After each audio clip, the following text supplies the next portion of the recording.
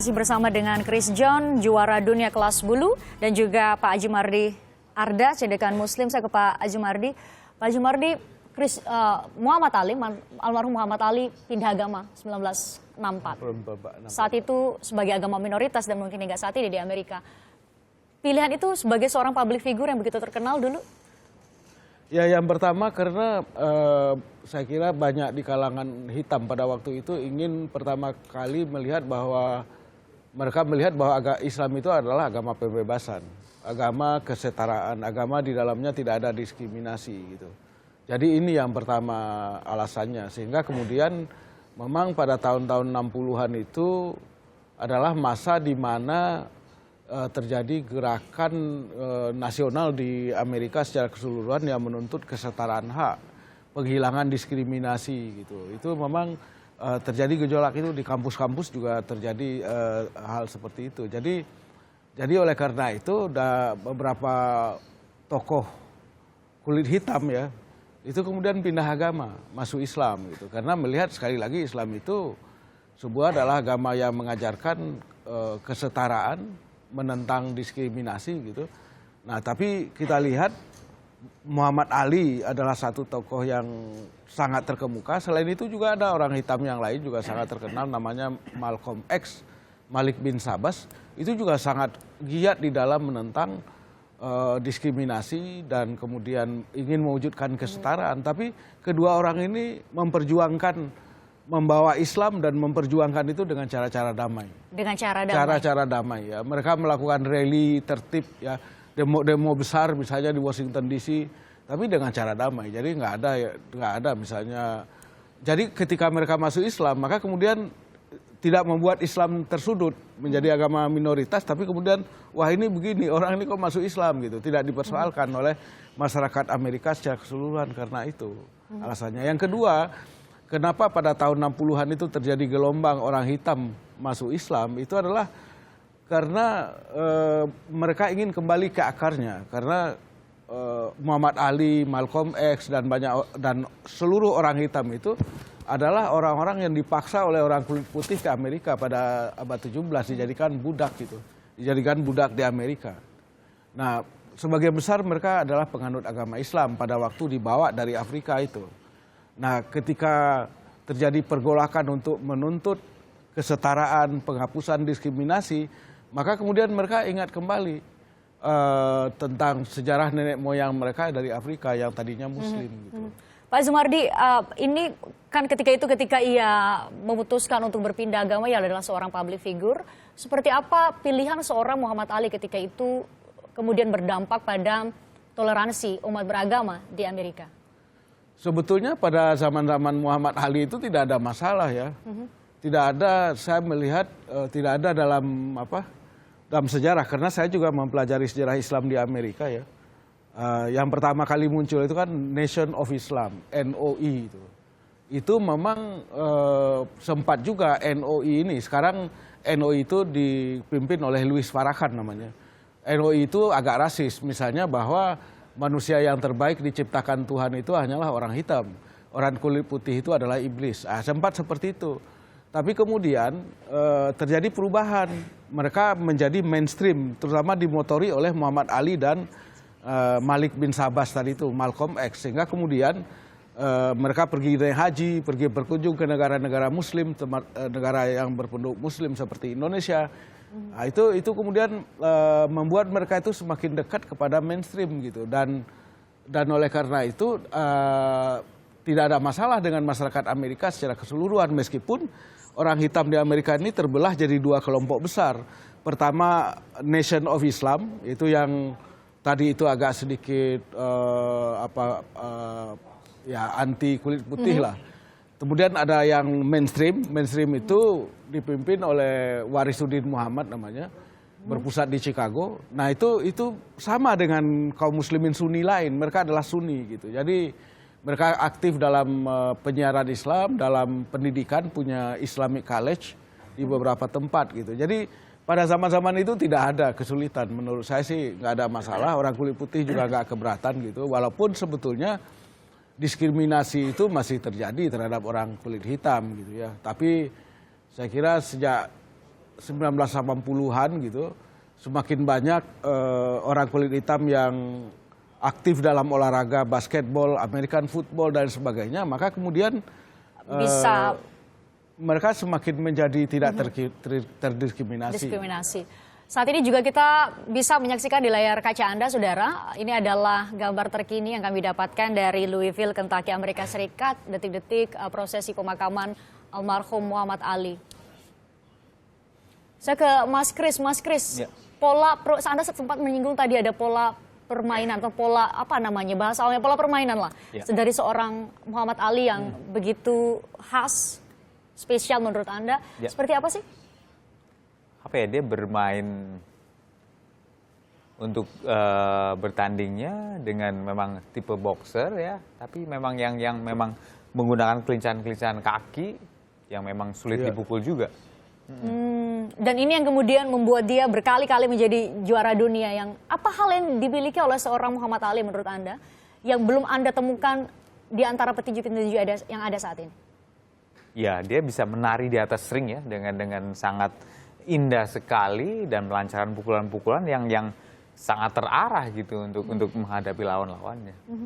Hal yang paling Anda ingat dan kemudian begitu berpengaruh kepada seorang Chris John terhadap perjalanan karirnya selama ini, apa dari Muhammad Ali? Ya itu, menurut saya dia bisa menyajikan pertandingan yang sangat entertain sekali ya, Ya, bisa betul. menyajikan pertandingan yang sangat menarik untuk ditonton sama penonton. Dan Anda tidak menemukan itu hingga saat ini? Kayaknya Muhammad Ali bakat sosok yang Muhammad tidak Ali seperti tergantikan. itu agak belum ditemukan sampai saat ini ya, yang menari sangat indah sekali di atas ring itu ya. Belum ada kayaknya. Mas Kris, Anda pasti sering menonton pertandingan yang Muhammad Ali begitu. Pertandingan mana atau momen mana yang paling Anda ingat dan menurut Anda itu adalah permainan atau pertunjukan tinju yang paling mengesankan bagi Anda? Dari Muhammad Ali, mungkin saat melawan Josh Foreman. Ya. Kita tahu Josh Foreman memang petinju yang apa ya, yang kuat, yang buas, yang banyak memukul lawan-lawannya dengan KO gitu, dan memang untuk power pukulannya nggak diragukan lagi. Tapi saat berhadapan dengan Muhammad Ali, sempet juga dia nggak terlalu yang bisa berbuat banyak gitu, sampai akhirnya sempet terpukul jatuh juga. Dan itu berpengaruh pada Anda mungkin ada gaya yang Anda kagumi dan kemudian berusaha untuk Chris John miliki juga? Ada beberapa teknik-teknik pukulan ya yang mungkin sempat saya adaptasi juga dari teknik-tekniknya Muhammad Ali. Dan itu sangat membantu Anda kemudian sebagai sosok idola dan secara teknik membantu Anda untuk bisa juga jadi kebanggaan Indonesia. Ya, jadi salah satu jurusnya itu juga cukup mengena juga untuk saya terapkan saat saya bertanding. Ya. Ya, saudara, tak hanya di kampung halaman, ini Muhammad Ali, saudara, penghormatan terakhir juga dilakukan netizen yang berada di sejumlah belahan dunia. Dan meski tak dapat menghadiri upacara pemakaman secara langsung, mereka mengungkapkan belasungkawa melalui kicauan Twitter. Meninggalnya legenda tinju Muhammad Ali mengguncang dunia dan sempat menjadi trending topik Twitter 6 hari lalu. Hari ini saat prosesi upacara pemakaman tengah berlangsung, ucapan belasungkawa pun mengalir dari beberapa netizen di sejumlah negara. Salah satunya petinju dunia asal Filipina, Manny Pacquiao atau Pac-Man, yang mengunggah foto beserta ucapan terima kasihnya atas kiprah Muhammad Ali dalam dunia tinju. Kemudian juga ada Presiden Amerika Serikat Barack Obama. Ia tak ketinggalan mendoakan Ali dan menyebutnya sebagai petarung terbaik.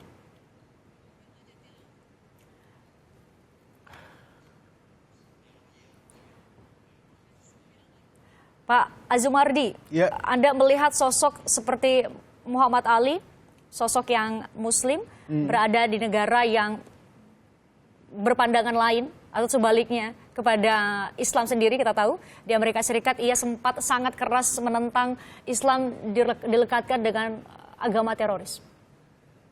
Sebetulnya kalau saya pernah tinggal di Amerika selama 7 tahun ya, kuliah di Columbia University, di sebelahnya itu ada wilayahnya namanya Harlem. Harlem itu perkampungan orang hitam. Ya, memang diwanti-wanti oleh orang-orang tertentu bahwa jangan pergi ke Harlem katanya. Karena itu daerah orang hitam, nanti berbahaya, nggak aman gitu. Tapi siang-siang saya pernah coba ke sana, datang ke masjidnya, aman-aman saja gitu. Dan saya lihat sungguhnya tidak ada masalah yang terlalu signifikan, yang terlalu substantif antara orang kulit putih dengan orang kulit hitam beragama Islam. Sebetulnya nggak ada. Sampai peristiwa 11 September 2001 itu. Tapi itu lebih terkait dengan orang Islam sebetulnya yang bukan katakanlah yang sudah lama di Amerika, yang sudah menjadi semacam indigenous gitu, semacam penduduk lah ya, bukan asli seperti orang Indian atau Native American, tapi ya memang sudah sudah bergenerasi gitu tinggal di Amerika. Orang kulit hitam kan sejak abad 17 kan begitu. Jadi nggak ada masalah saya melihat ya. Juga antara orang kulit hitam yang Kristen katakan begitu, Protestan, dengan orang kulit hitam beragama Islam tuh juga nggak ada masalah. Dan kehadiran sosok seperti Muhammad Ali yang begitu berprestasi tentunya kemudian bisa memperindah citra Islam dan hubungan antar umat beragama tentunya ya Pak Azumardi. Ya jelas ya. Yang saat ini kita saksikan saudara adalah gambar dari konvoi jenazah. Saat ini jenazah almarhum Muhammad Ali sudah dalam perjalanan dan akan melewati rumah masa kecilnya di Louisville, Kentucky, Amerika Serikat. Bisa Anda saksikan konvoi mobil iring-iringan yang membawa jenazah almarhum Muhammad Ali. Proses ini diperkirakan akan berlangsung sekitar 90 menit. Saya ke Mas Kris, sembari kita tetap menyaksikan bagaimana jalannya prosesi konvoi ya di Kentucky, Amerika Serikat. Mas Kris, kalau Anda diminta untuk menggambarkan sosok almarhum Muhammad Ali dalam 3 kata, apa kira-kira?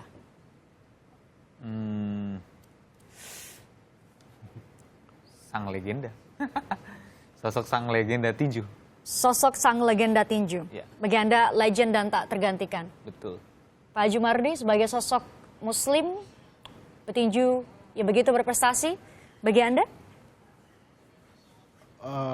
Ali adalah pejuang Islam yang tanpa kekerasan.